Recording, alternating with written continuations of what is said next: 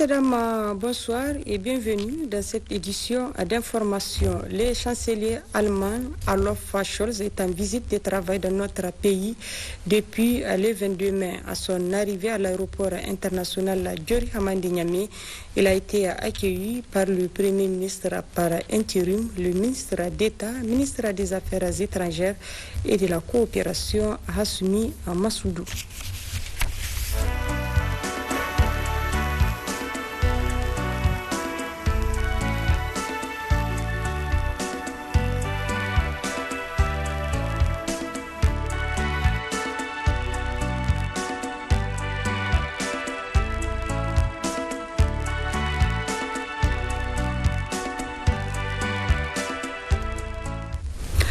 En visite de travail et d'amitié au Niger, le chancelier de la République fédérale d'Allemagne a été reçu en début d'après-midi dès ce 23 mai par le président de la République, chef de l'État Mohamed Bazoum.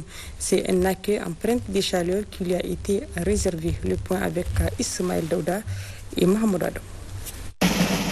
Au palais de la présidence, le tapis rouge est bien déroulé. Le dispositif annonce l'arrivée d'un homme d'État. Le chancelier de la République d'Allemagne, Olaf Scholz, est en visite de travail au Niger. Il est accueilli par le président de la République, chef de l'État Mohamed Bazoum, avant de recevoir les honneurs militaires.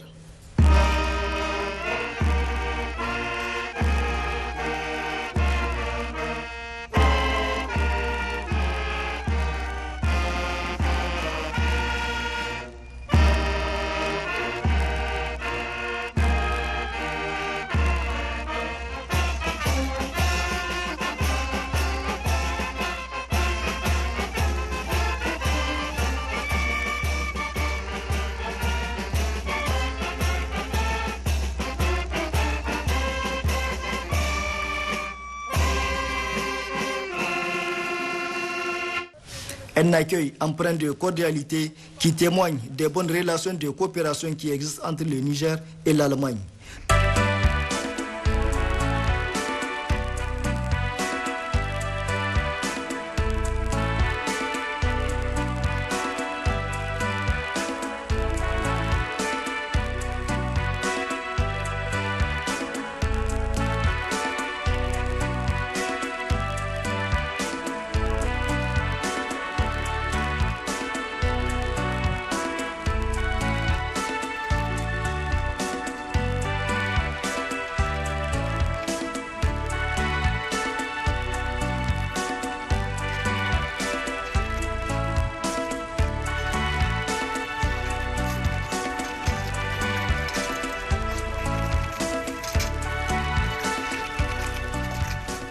Après ces civilités, les deux personnalités se retirent pour un entretien en tête à tête en vue d'échanger sur des questions d'ordre économique et sécuritaire.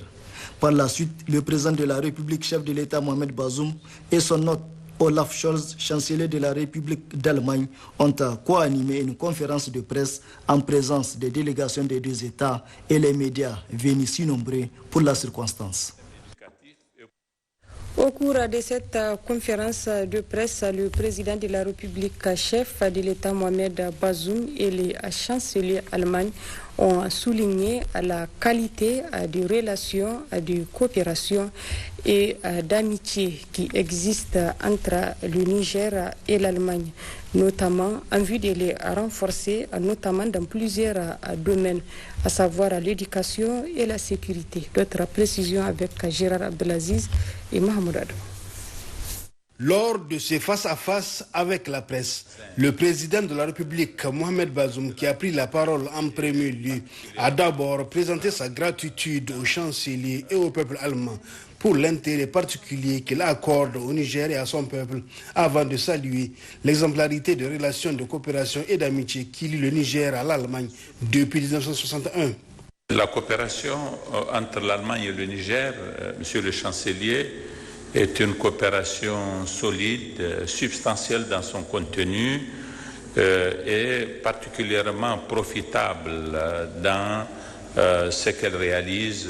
Elle est basée sur deux pôles prioritaires que sont celui, premièrement, de soutien à la démocratie, à la bonne gouvernance, à la décentralisation, au renforcement de la paix, à la prévention des conflits, qui s'est traduit par des investissements particulièrement pertinents. Et un autre pôle prioritaire qui est celui intitulé Un monde sans fin, où l'Allemagne intervient dans le domaine de l'agriculture qui concerne l'irrigation, la défense et la protection des sols, qui sont autant de thèmes qui rencontrent justement nos priorités à nous telles que nous les avons définies dans le cadre de notre programme sur la base duquel nous avons été élus. L'Allemagne intervient aussi dans le domaine de l'éducation et de la formation professionnelle. J'ai insisté particulièrement auprès du chancelier sur la nécessité d'accroître encore davantage les ressources à mettre dans ce secteur de l'éducation et de la formation professionnelle, parce que les grands défis liés à la pauvreté du Niger ont à voir avec justement l'éducation. C'est parce que nous avons un système éducatif déficient que nous avons certaines de nos difficultés qui se traduisent justement par cette démographie que nous ne contrôlons pas. Et j'ai insisté auprès du chancelier sur la nécessité que l'Allemagne nous accompagne dans notre programme de construction d'internats au profit des jeunes filles de collèges ruraux, afin que justement nous assurions une scolarité qui dure au profit des jeunes filles et qui, du coup, pourrait les mettre à l'abri des mariages précoces.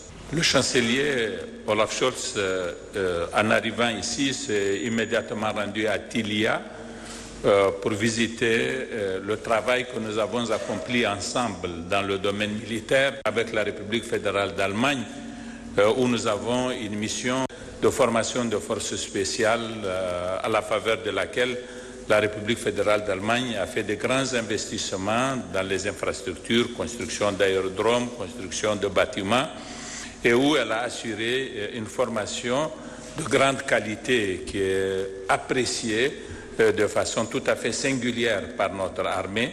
Cette mission prend fin au mois de décembre et je demandais au chancelier allemand que nous voyions ensemble comment prolonger cette mission de façon à en tirer le maximum de profit. C'est quelque chose que notre armée présente comme un modèle de choses à faire avec l'ensemble de nos autres partenaires. Monsieur le chancelier, je voudrais vraiment féliciter ce travail que nous avons accompli ensemble, qui est un travail qui va désormais vraiment être le modèle vers lequel nous allons aiguillonner tous nos autres partenaires. Je suis d'autant plus fier de ce que nous faisons dans le domaine militaire que ce n'était pas un sujet de prédilection pour notre coopération. L'Allemagne nous avait soutenus dans le génie militaire pendant un temps, puis il y a eu une interruption. Et nous venons de reprendre avec beaucoup de force et une vigueur toute germanique. Félicitations en tout cas pour ce que nous avons fait en ce domaine. Voilà, une fois de plus, je voudrais remercier le chancelier Olaf Scholz pour cette visite et féliciter la République fédérale d'Allemagne pour les efforts qu'elle consent dans le soutien qu'elle apporte au Niger face à l'ensemble des défis qui sont à l'ordre du jour aujourd'hui. Pour le chancelier allemand Olaf Scholz, qui effectue une mini-tournée africaine, l'étape du Niger est importante. Le premier enjeu de sa visite est de renforcer la coopération bilatérale. À cet effet, une forte mission économique l'accompagne. Second enjeu, la lutte contre le terrorisme. Le Parlement allemand a récemment prolongé le mandat des soldats engagés au Sahel. Pour Berlin, Niamey est un partenaire important. Un appui en matière d'éducation est prévu car le Niger fait partie de la route migratoire en direction de l'Europe, un phénomène qui touche essentiellement les jeunes. Enfin, le chancelier allemand Olaf Scholz a réitéré toute la disponibilité et la détermination de son pays à appuyer le Niger conformément à ses priorités. Les deux personnalités se sont ensuite rendues à l'hôtel Radisson Blu pour un déjeuner de travail élargi aux membres des deux délégations.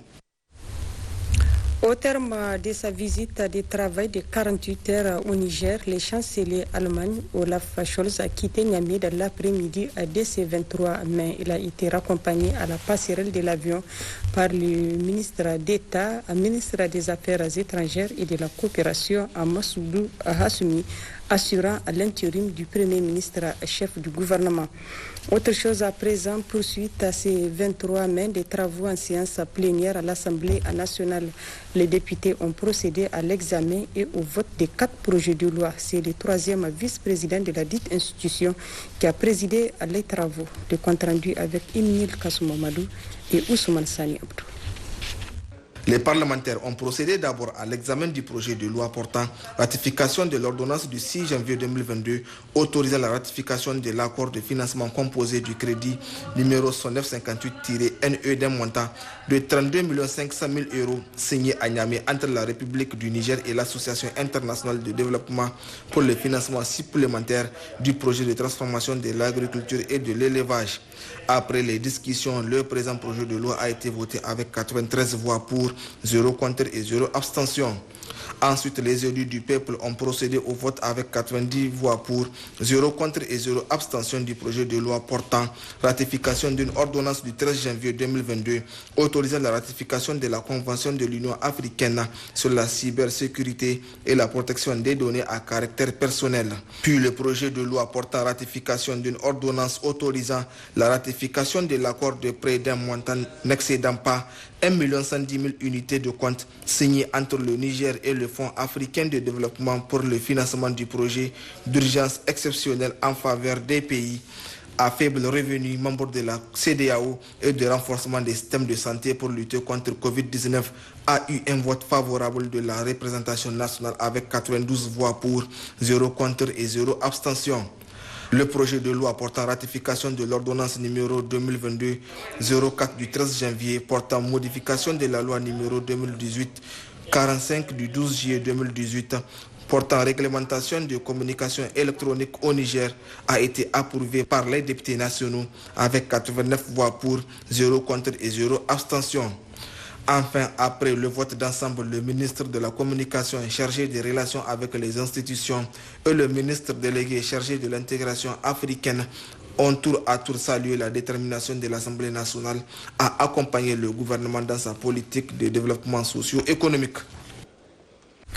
Début hier après-midi à Niamey des travaux de la première réunion de l'inter-sous-comité du comité interparlementaire de l'UEMOA au titre de l'année 2022. C'est le 3e vice-président de l'Assemblée nationale qui a présidé à l'ouverture des travaux, lesquels vont se pencher sur plusieurs questions liées à l'intégration régionale.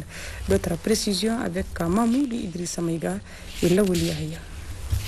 À l'ordre du jour de cette première réunion de l'inter-sous-comité des politiques fiscales, douanières et commerciales et de celui des politiques économiques, financières et monétaires du comité interparlementaire de l'UEMOA qui se tient actuellement à Niamey, 2 points essentiels, 2 sujets importants qui portent sur des questions d'intégration sous-régionale. D'importantes questions sont inscrites à l'ordre du jour de cette première réunion de l'inter-sous-comité du CIP dont les travaux démarrent aujourd'hui, notamment des communications sur l'état d'avancement des travaux, défis et perspectives liés au visa unique de l'UEMOA, ainsi que des enseignements tirés de l'enquête harmonisée sur les conditions de vie des ménages pour l'amélioration des actions de lutte contre la pauvreté au sein de l'UEMOA. Ces questions qui constituent des priorités sectorielles des départements du marché régional et de la coopération et celui des politiques économiques de l'Union sont essentielles, vous en conviendrez, pour le développement de notre espace communautaire. Pour sa part, le président du comité interparlementaire de l'UEMOA, Lucien Hounibo, a relevé l'importance et la nécessité d'accélérer le processus de mise en œuvre des réformes administratives relatives au visa unique et aux enseignements tirés de l'enquête harmonisée sur les conditions de vie des ménages au sein de l'UEMOA. La politique commune de l'UEMOA dans le domaine de la circulation et du séjour des personnes non ressortissantes de l'Union vise, entre autres objectifs, à instituer un visa unique à travers l'harmonisation et la simplification des procédures administratives relatives aux conditions d'entrée et de séjour des ressortissants d'États tiers dans l'espace UEMOA et ainsi contribuer à créer un environnement communautaire favorable aux investissements et au tourisme dans l'espace UEMOA. Quant à l'enquête harmonisée sur les conditions de vie des ménages dans les États membres de l'UEMOA, elle s'inscrit dans la volonté de notre institution sous-régionale de doter des États membres des statistiques fiables des politiques publiques. Les travaux de l'inter-sous-comité de l'interparlementaire de l'UEMOA vont se poursuivre à Niamey durant 5 jours, au cours desquels les parlementaires vont examiner minutieusement les sujets inscrits à l'ordre du jour. Le ministère de l'Intérieur et de la décentralisation a initié hier à Niamey une réunion de validation du plan stratégique de communication à 2023-2027 pour dynamiser les actions de communication et anticiper sur les fausses informations. C'est le secrétaire général du dit ministère qui a présidé les assises. D'autres précisions avec Jocelyne Amoussou et Imran Boubacar. C'est un plan stratégique de communication qui définira désormais les actions de communication du ministère de l'Intérieur et de la décentralisation pour les années 2023 à 2027. C'était un processus que nous avons engagé depuis 2021. Nous avons associé toutes les structures du ministère de l'Intérieur en tenant compte des démembrements du ministère de l'Intérieur. Il s'agit donc de la police nationale, de la garde nationale du Niger et de la protection civile. Une boussole en matière de communication, admet le conseiller principal en communication du Premier ministre. Je pense que c'est ça la clé de succès d'un document de cette nature, d'un document de communication.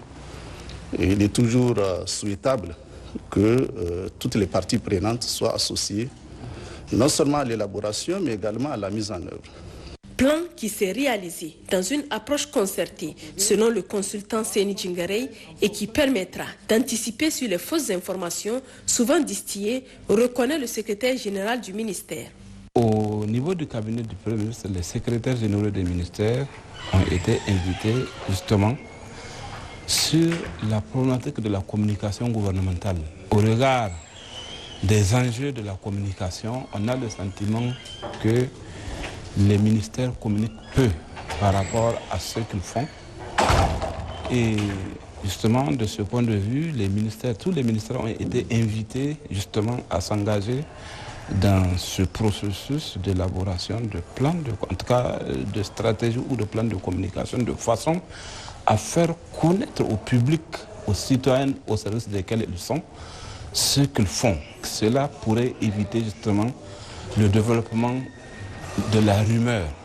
Et les ministères doivent agir par anticipation, doivent anticiper sur les événements, éviter que la rumeur prenne le pas sur la réalité. Avec ce plan stratégique de communication, le ministère de l'Intérieur et de la décentralisation améliore surtout sa visibilité en matière de sécurité intérieure. Le ministre de la Défense nationale assurant l'intérim de son homologue de l'Intérieur a présidé hier à Niamey la cérémonie officielle d'ouverture de la réunion annuelle des cadres de la police nationale.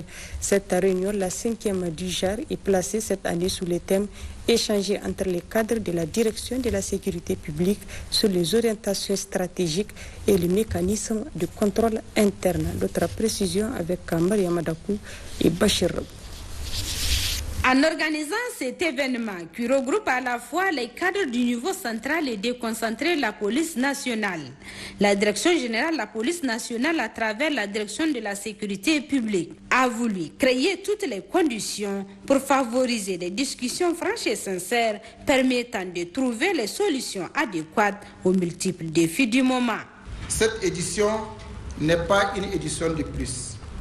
Elle est une poursuite et une consolidation des bonnes pratiques capitalisées au cours des années passées. Elle est aussi pour la direction de la sécurité publique un cadre idéal d'échange entre le niveau central et le niveau déconcentré, chose qui permet de façonner une vision claire et commune en vue de faire face aux défis du moment. Organisé grâce à l'appui des partenaires tels le Centre de Genève pour la gouvernance du secteur de la sécurité des CAF et l'Institut danois des droits de l'homme IDDH, cette 5e édition de la rencontre annuelle des directeurs régionaux de la police nationale et certains directeurs départementaux de la police est positivement appréciée par les représentants de ces structures. Le directeur général de la police nationale, tout en appelant à bien développer le thème à l'ordre du jour, a aussi invité les participants à une synergie d'action, seul gage de succès. Durant 6 jours, vous aurez à traiter des thématiques diverses qui vont nécessiter la mise en commun de vos expériences afin que cet atelier réponde aux attentes des participants, de la hiérarchie, mais surtout des populations. Par conséquent, je vous invite à retenir, évaluer, moduler et orienter toutes vos contributions sur des aspects pratiques à même d'aider à atteindre le plus vite possible les objectifs assignés à cette rencontre. Le ministre de l'Intérieur, quant à lui, a d'abord fait cas des énormes efforts consentis par l'État pour accroître les effectifs de la police nationale en vue du maillage du territoire national. Aussi, compte tenu de l'importance des questions sécuritaires pour les plus hautes autorités du Niger, il n'a pas manqué d'appeler les participants à mûrir les réflexions pour des résultats à la hauteur des attentes. Ces défis sécuritaires qui se posent à notre pays sont énormes. Pour les relever, la police nationale doit redoubler les efforts et approfondir les réflexions en la matière. C'est du reste le premier sens à donner aux présentes assises qui démarrent aujourd'hui. Ainsi, durant 6 jours de vos travaux, vous allez sans nul doute, en tant que spécialiste du domaine, vous pencher sur les problèmes sécuritaires de notre pays dans toutes leurs dimensions. Je vous exhorte donc, chers participants, à des réflexions profondes et fructueuses, beaucoup plus poussées, afin que nous puissions relever les défis sécuritaires que j'évoquais plus haut. Aussi, ce sont des recommandations fortes à même de contribuer à inverser la tendance qui sont attendues de cette 5e réunion des cadres de la sécurité publique du Niger. Et c'est sur ces images que s'achève ce journal. Merci à vous de l'avoir suivi. C'est également la fin du programme de ce 23 mai 2022 sur Télé Sahel. Le prochain rendez-vous est pour ce jour 24 à partir de 10h pour un nouveau programme du jour. Bonne soirée.